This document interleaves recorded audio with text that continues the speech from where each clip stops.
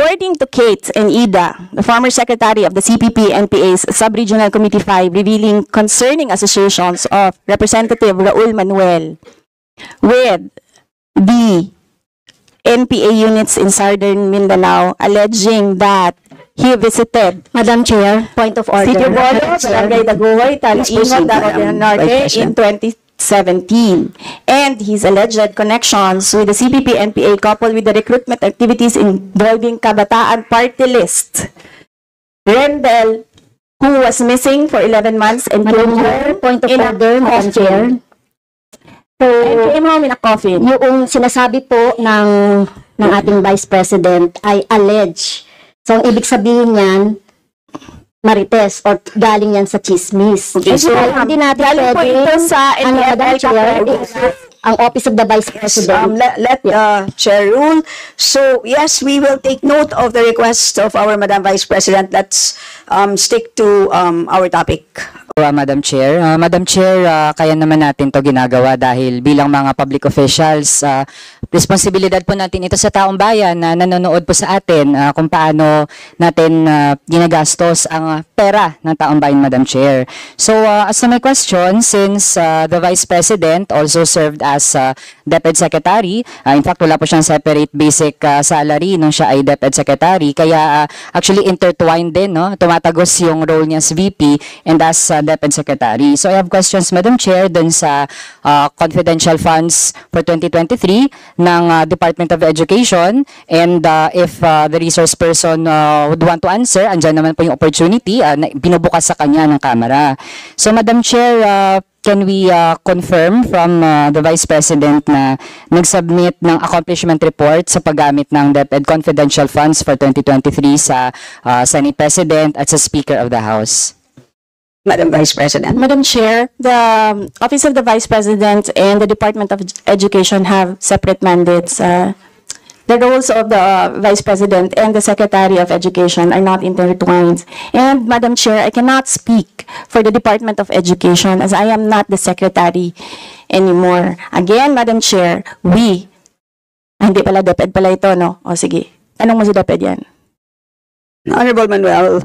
Madam Chair, iba na po ang DepEd Secretary natin ngayon na hindi naman nag-request ng confidential fund. Ang nag-request po noon as the DepEd Secretary ay ang Vice President. And Madam Chair, in all agencies, lagi ini-invoke national security, pag-target din sa mga suspected na mga grupo. So, yung ganong tinake on na mandato, Madam Chair, kahit originally wala naman talaga yun sa OVP tsaka DepEd, tinake on ng resource person. Kaya ngayon, hindi dapat iwasan na sagutin din yun given ang tinake on na tasks ng resource person. Kasi Madam Chair, sige kung hindi po niya sasagutin, sa accomplishment report kasi for the first quarter of 2023, nabagit po doon na yung confidential funds ng DepEd ginamit sa counter-insurgency program, prevention of recruitment by rebel and leftist groups among students and teachers.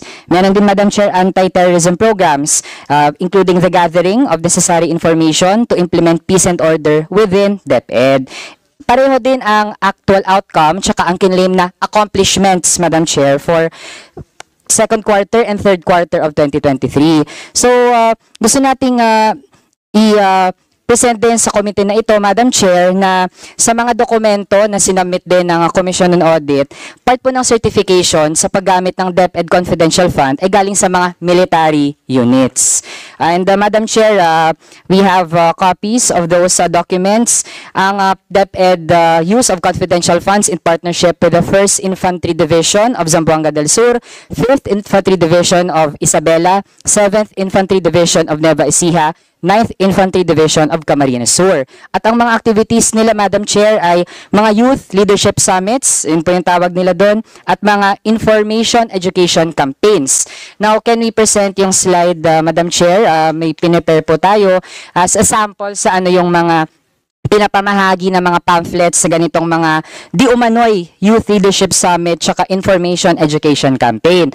Ayun, Madam Chair, ang sabi po dyan, kapag nagsuot ka lang ng flag na may nakasulat na Serve the People, di ba, Madam Chair, napakagandang pakinggan, pero para po sa DepEd, Madam Chair, ang mga nagsusuot daw ng ganon, dapat i-report sa DepEd. At bahagi po ng paggamit nila ng confidential fund ay pagpapakalat ng ganitong napaka-malicious na kaisipan, Madam Chair.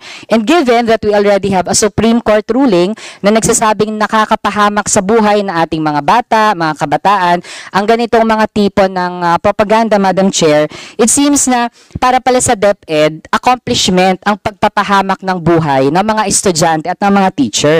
In fact, under the now resigned DepEd Secretary, they violated their own order, Madam Chair. They have a Department Order number 32, Series of 2019. Ang sabi doon, Madam Chair, ay bawal, and I quote, schools shall not be utilized for military purposes. This includes the conduct of anti-insurgency information activities or such other related uses that may endanger the lives of learners and school personnel.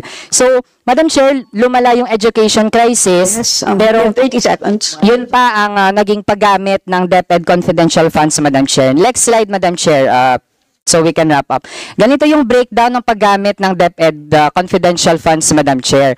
Kung mapapansin, gumamit lang for first, second, and third quarter. Tapos, Madam Chair, bawat quarter, pare-pareho yung amounts ng paggamit, 37.5 million pesos. And this is confirmed by the audit observation memo ng COA, Madam Chair. And, Madam Chair, we take note, June, July, which falls in the second and third quarter, wala pong pasok sa mga paaralan. So, yung question natin, ano yung ginawa ng DepEd at bakit magkakapareho yung rates ng paggamit ng confidential funds? So, ang isa sa makikita natin dito, Madam Chair, we can't deny na it seems ay kaduda-duda yung ganong pinapresent ng DepEd na paggamit ng confidential funds. Yun na lang, Madam Chair. Salamat. Madam Vice President. Yes. Madam Chair, the invitation for this budget hearing was the budget proposal of fiscal year 2025 of the Office of the Vice President. I request that the questions, Madam Chair, be related to the subject of the budget hearing, which is the OVP 2025 budget proposal. And Madam Chair, you will allow me this because you allowed him to speak about DepEd, which is not related to OVP.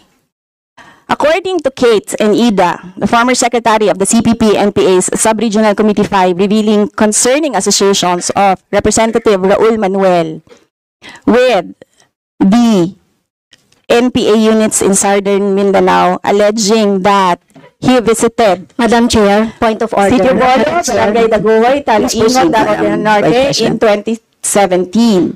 And his alleged connections with the CPP-NPA coupled with the recruitment activities involving Kabataan Party List. Rendell, who was missing for 11 months and Madam Chair, point of order, Madam Chair. And came home in a coffin. Yung sinasabi po ng ating Vice President ay allege. So, ang ibig sabihin niyan, marites or galing yan sa chismis.